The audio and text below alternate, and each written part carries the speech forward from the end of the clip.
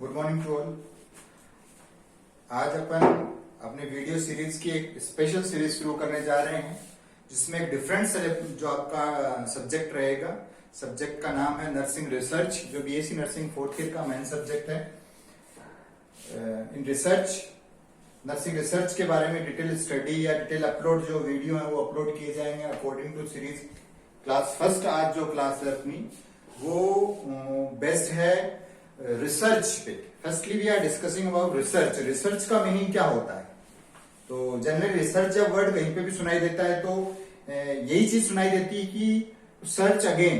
Research यानी research. Research का मतलब होता है किसी भी चीज को वापस से सर्च करना, उसके बारे में डिटेल्ड जो भी इंफॉर्मेशन है उनको एक तरह से कलेक्ट करना, निकालना। This is called research. तो सबसे पहले अपन मीनिंग की बात करते हैं। तो रिसर्च का मीनिंग क्या होता है? Detailed and careful study. क्योंकि रिसर्च में आप किसी भी प्रकार का कोई भी कमी नहीं रखना चाहते हो या कोई भी कमी रख के आप रिसर्च नहीं कर सकते हो। रिसर्च आपको करनी होगी तो उसमें आपका फुल कंसंट्रेशन रिसर्च पे, स्टडी पे होना चाहिए।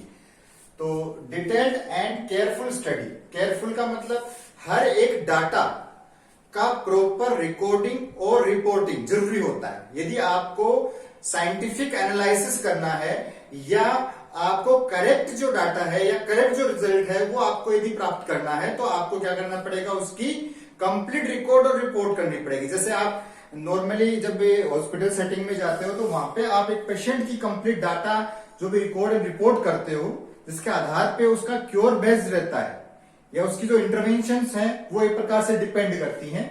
तो detailed and careful study of something. अब सब्जेक्ट कोई भी हो सकता है जिसपे आप रिसर्च कर रहे हो। To find out more information about it. किसी ने कोई एक छोटा सा एक प्रिंसिपल बना के रख दिया कि ये प्रिंसिपल होता है, आपको इसके अनुसार आप ये करोगे तो आपको ये चीज अडॉप्ट हो जाएगी। आप उससे सेटिस्फेक्शन नहीं रखते हो।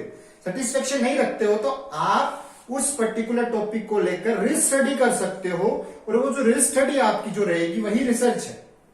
यानी एक चीज के बारे में आपको अच्छे से डाटा कलेक्शन करना है, अच्छे से इंफॉर्मेशन प्राप्त करनी है या गेट करनी है, उस पर्टिकुलर चीज को रिसर्च कहा जाता है।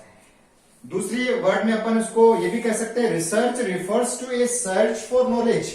यानी आप कोई भी चीज के बारे में डिफरेंट इंफॉर्मेशन यदि आप कलेक्ट करोगे तो आपका नॉलेज बढ़ेगा। तो वही जो नॉलेज है और उसी नॉलेज के लिए आप सर्च कर रहे हो। This is called research. It is a movement. Movement का मतलब ये होता है कि ये एक प्रोसेसिंग है, एक प्रोसेस है। A movement from known to unknown. आप एक चीज के बारे में जानते हो, एक साइंटिफिक प्रिंसिपल आपके सामने है, आप उस चीज के बारे में जानते हो, लेकिन अब आपको बढ़ना किधर है? जिस चीज के बारे में आप नहीं जानते हो। चीज वही है लेकिन अब आपका रिजल्ट क्या आएगा वो आप नहीं जानते हो। This is called research. एक अदर अपन मीनिंग के रूप में ये भी देख सकते हैं, research is an art of scientific investigation. Scientific investigation का मतलब ये होता है कि साइंटिफिक फिनोमिना का ध्यान में रखते हुए रिसर्च की स्टडी को परफॉर्म किया जाता है। चाहे वो डाटा कलेक्शन हो, चाहे वो रिकॉर्ड एंड रिपोर्टिंग हो, चाहे वो प्रेजेंटेशन हो, किस प्रकार के डाटा को किस प्रकार से अपने को रिप्रेजेंट करना है, वो सब साइंटिफिक बेस्ड होता है। यानी जो भी आपका रिसर्च होता है वो साइंटिफिक इन्वेस्टिगेशन का रूप होता है। अब अपन बात करते हैं इंट्रोडक्शन की।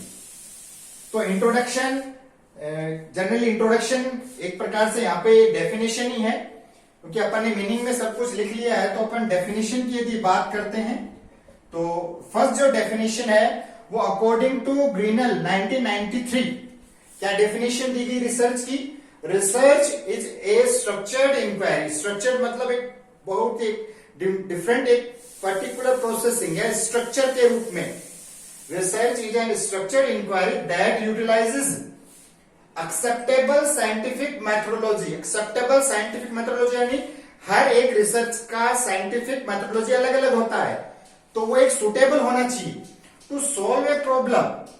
कोई भी रिसर्च होता है वो प्रॉब्लम सोल्व के आधार पे होता है। जैसे अभी कोरोना वायरस चल रहा है तो अब इस पे पर्टिकुलर रिसर्च किए जाएंगे कि कहां पे ऐसी खामियां थी जिसके कारण कोरोना वायरस इतना ज्यादा स्प्रेड हो गया।